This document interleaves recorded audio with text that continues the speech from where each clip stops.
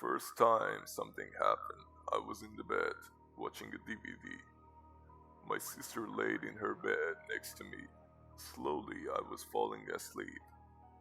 We had a hi fi in our room, and were not allowed to have it upload or allowed to put on the bass button, and it came on.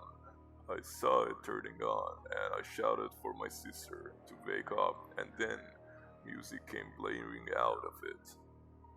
I ran out of the room into the bottom of my mom's bed, and she settled me again. A few weeks later, I went downstairs, and my mom's purse sat on the speaker in our living room. It was about 2 a.m., and the purse came flying off. I couldn't understand it. How had it fell? It was a flat surface. So I put it back and went to bed. I still always feel as if someone is watching me when I go to my mom's house, even in my own house. I'm older now, but still things happen. It was Christmas time, and I heard a bubble fall off the tree. When I went to see, no bubble had fallen, so I ignored it. When I was laying in my bed, falling asleep, I heard a bang on my door and thought it was my little girl. So I opened the door and went into her room. She was asleep, but her light was on, and she's far too small to reach the lights. So I turned it off, took her into my bed, and went to sleep. A few days later, after being at my dad's for dinner, he dropped me off at home, put my daughter to bed, and went to bed. I always leave the hall lights on for my daughter and her door open, but when I woke just after midnight, the hall light was off and my daughter's room was shut. I opened the door and she was fine.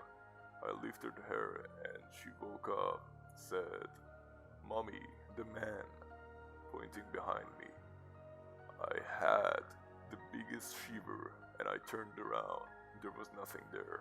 I stayed calm for my daughter's sake, but ever since that night, my room has always been freezing, even with the heating on.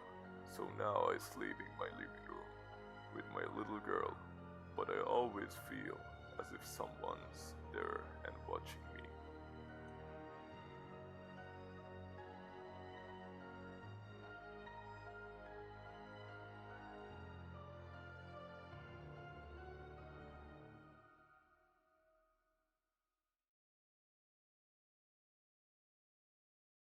Although this did not happen to me, it is a true story told to me by one of my relatives. And I will say, even though I believe in demons, as I am a Christian, I have never had an experience with one and never wish to. But this story still scared the crap out of me, despite the fact nothing like this has ever happened to me personally. It was late December in Sydney, Australia, when my relative Ross moved house with his mom. His dad had died when he was younger.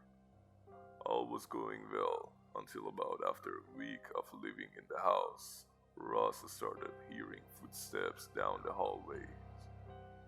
But he dismissed the idea because it was an old house and everyone knows old houses creak like crazy. Nothing much happened apart from the footsteps for a couple more weeks until one night. And this is totally true bearing in mind. He heard a blood-curdling scream in the night. It was so loud that he knew it couldn't possibly be from outside. The screaming was right from the inside of the house. It went on throughout the night until the morning. His mom had also heard it. Thankfully, the screaming stopped for a couple of weeks until it started up again, so loud that they called the police. The police came and found out the screaming was coming from underneath the house, like someone was trapped under the floor, but there was no possible way that they could get to whoever it was screaming.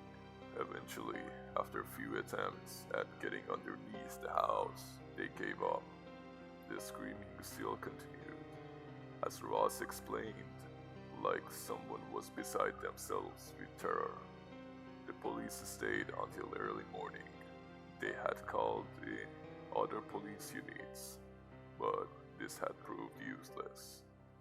Eventually, the police began to leave. As one officer left, he turned to speak to Ross, apologizing that they couldn't do nothing about the screaming. What he said next chilled Ross to the bone. Those screams aren't human. This half of the story I hardly believe myself, so I would not be offended if you thought I was making up totally crap.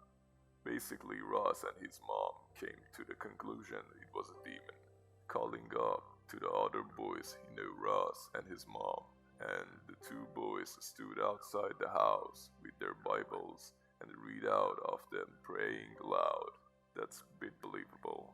But as they began to pray, one last scream erupted through the house, and a gust of wind blew open the top bedroom windows open. And that was it. The screaming in the night was gone.